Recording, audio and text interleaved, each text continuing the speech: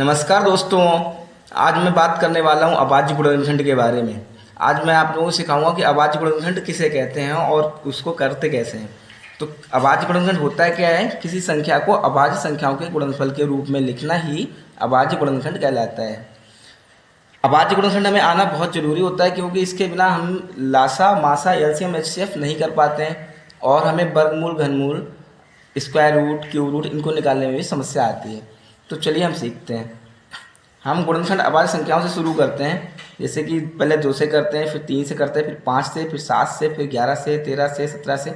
अगर पहले 2 से करते हैं, 2 से नहीं होता तो 3 से करते हैं, 3 से नहीं होता तो 5 से करते हैं, 5 से नहीं होता फिर 7 से, फिर 11 से, 13 से, 17 से। इसी क्रम में लगातार अभाज्य संख्याओं के साथ बढ़ते जाते हैं।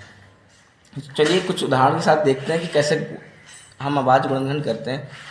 पहले उदाहरण हम ले लेते हैं 486 ले लेते हैं। अब इसको अब लास्ट में 6 है तो जो इनके लास्ट में 0, 2, 4 या 6 या 8 डिजिट होती है वो 2 से कट जाता है, डिवाइड हो जाता है। तो हम शुरू इसको 2 से करते हैं। 2 से करेंगे तो 2 का पहाड़ा 4 पढ़ेंगे, 2 बार पढ़ेंगे, 8 में पढ़ेंगे 4 बार, 6 में पढ़ेंगे 3 बार। फिर इसके लास्ट में 3 है। अब ये 3 है तो ये 2 से नहीं कटेगा या 2 से डिवाइड नहीं होगा, विभाजित नहीं होगा। तो क्या करते हैं हम, जिन अंकों का योग, जिन संख्याओं के अंकों का योग अगर 3 के पहाड़े में आ जाता है या 3 से कट जाता है, वो 3 से कट जाती है संख्या।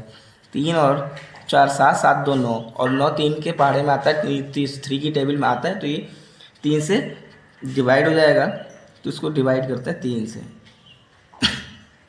3 का पहाड़ा 24 पढ़ेंगे क्योंकि 2 छोटी डिजिट है तो एक में नहीं पढ़ेंगे, इकट्ठा दोनों में पढ़ेंगे। 3 का पहाड़ा 24 पढ़ेंगे तो 8 बार जाएगा और 3 का पहाड़ा 3 पढ़ेंगे तो 1 बार जाएगा। फिर 3 का पहाड़ा 8 में पढ़ेंगे तो 3 का पहाड़ा 8 में पूरा तो नहीं जाएगा, लेकिन इतनी बार पढ़ेंगे कि पूरा हो जाए या उससे थोड़ा कम रहे। तो 3 का पहाड़ा 2 बार पढ़ने में 6 होता है, 3 बार पढ़ने में 9 होता है।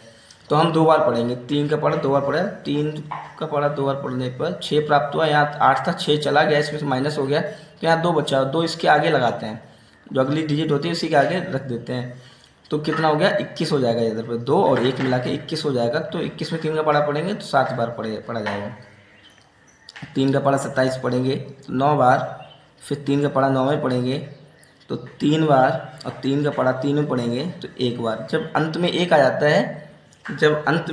जाता है तो उसको हम वहीं पर छोड़ देते हैं। इस बार हमें 486 के गुणनखंड, अभाज्य गुणनखंड क्या प्राप्त हुए, हमें प्राप्त हुए 2 गुणे 3 गुणे 3 गुणे 3 गुणे 3 गुणे 3, 1 2 3 4 5 6, 1 2 3 4 5 6।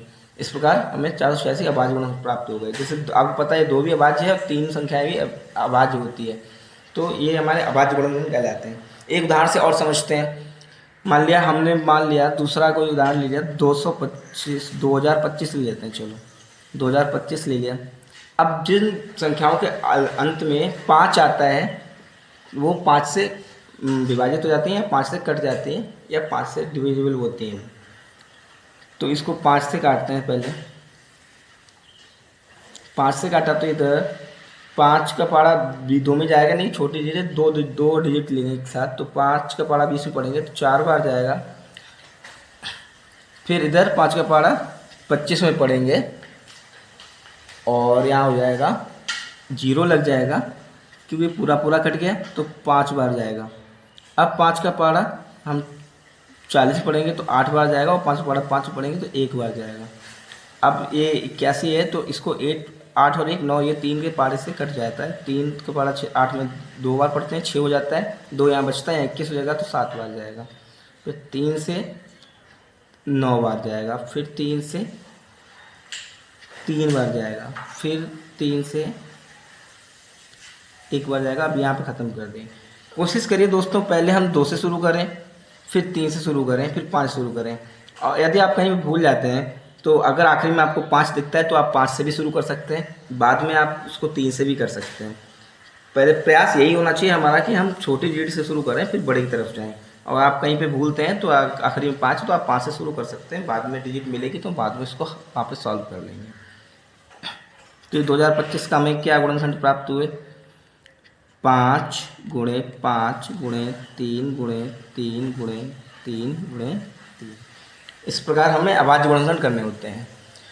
तो अगर आपको हमारे ये ट्रिक्स पसंद आई हो तो आप हमें लाइक करें, हमारे चैनल को सब्सक्राइब करें और बेल आइकन दबाना ना भूलें, जिससे हम नए नए वीडियो इस तरीके से आपके लिए लाएँ तो आप उसे